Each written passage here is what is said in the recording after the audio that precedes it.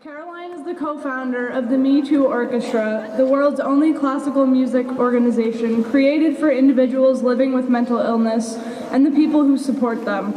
Over the past several years, she has used her musical and administrative skills to fight the stigma surrounding mental illness and addiction. I'm trying to stay warm. And it was just wrong.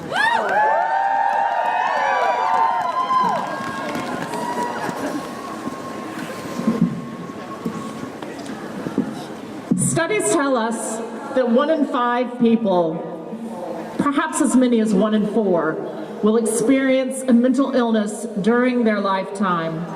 So I'm able to look out at all of you today, and I know that many of you had to fight the effects of trauma, addiction, depression, or anxiety just to get out of bed and be here. I want you to know that I appreciate your effort. I really do. I may not know exactly who you are, but I see you. I live with my own diagnosis of depression and anxiety.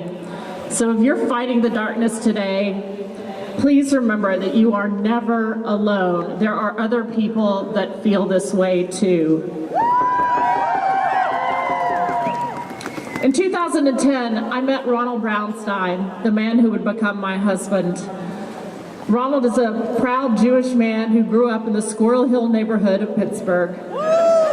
He's an accomplished orchestral conductor and the kindest person that I know.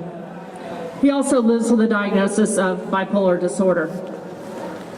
When I met Ronald, he suggested that we launch a one-of-a-kind orchestra. He envisioned a musical ensemble where everyone would feel safe and supported, regardless of their diagnosis. We launched Me Too Orchestra here in Vermont with the mission of erasing the stigma surrounding mental illness and addiction. Our work combines great music, education, exposure, and sharing of personal stories.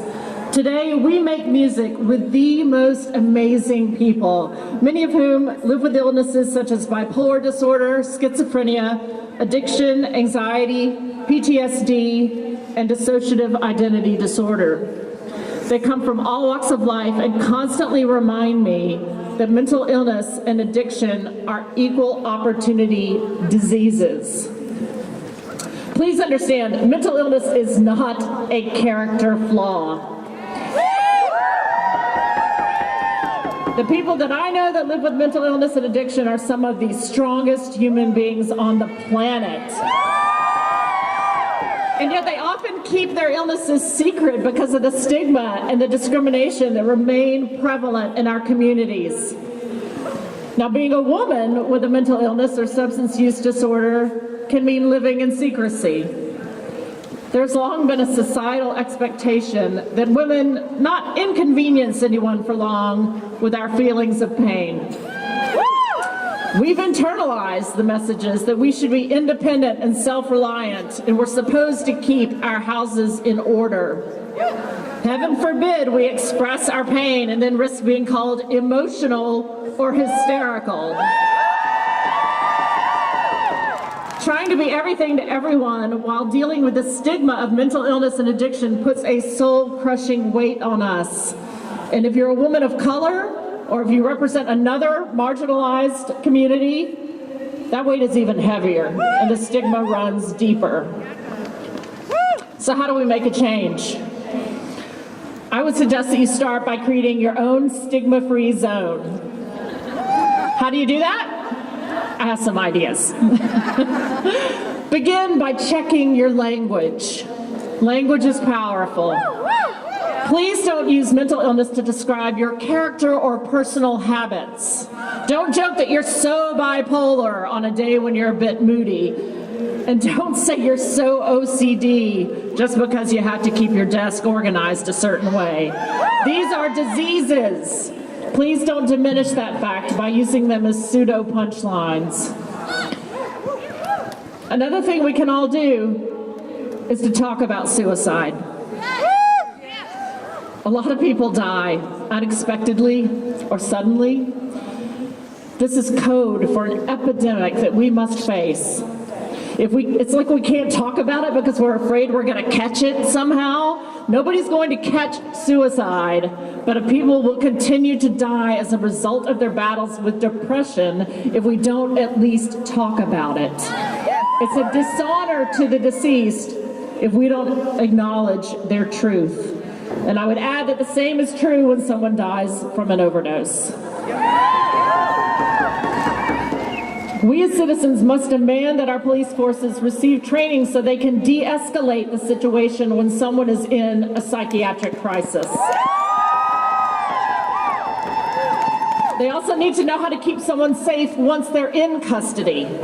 I know that some Vermont police departments are making great strides in this area, but I still hear gut-wrenching stories.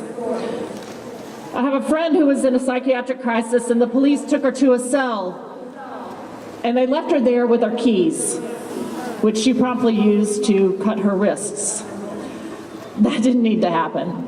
That wouldn't happen with some basic training.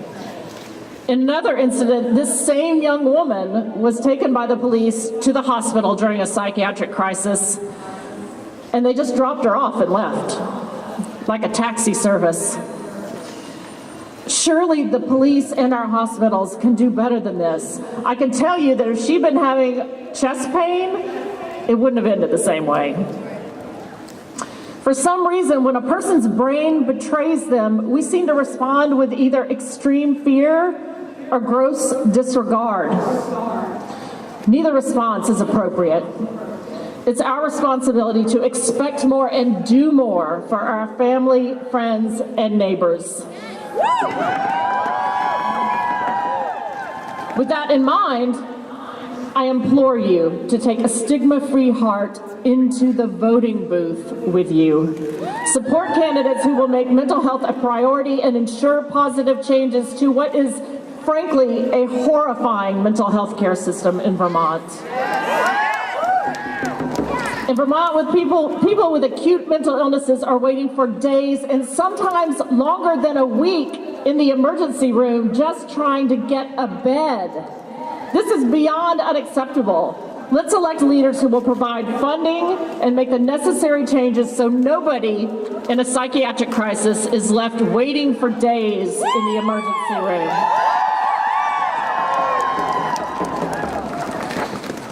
I want to wrap up my remarks by stating very clearly that mental illness and addiction are not separate issues.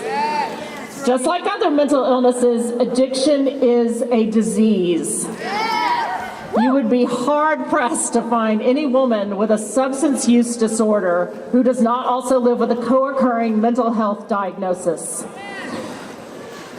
As part of my personal commitment to care for my fellow human beings who are battling addiction, I recently started carrying Narcan in my purse.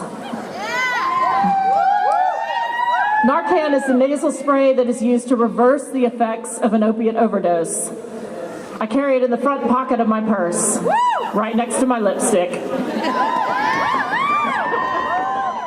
Now, I would love for every one of you to start carrying Narcan. That might be unrealistic, but there's a reason that I bring it up today. Even though it is statistically unlikely that I personally will be in a situation where I will administer Narcan, through the simple act of carrying it in my purse, I'm reminded daily of my personal pledge to be stigma-free and supportive of my fellow human beings when I encounter them during a crisis.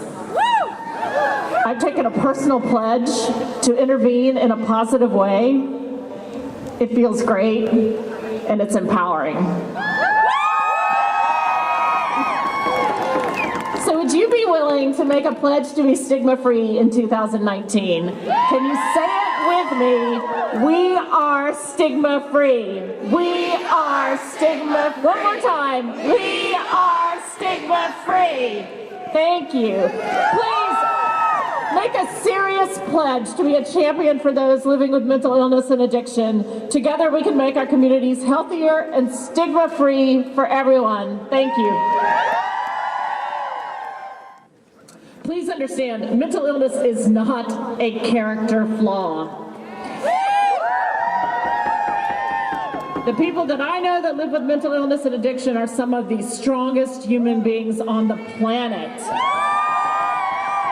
And yet they often keep their illnesses secret because of the stigma and the discrimination that remain prevalent in our communities.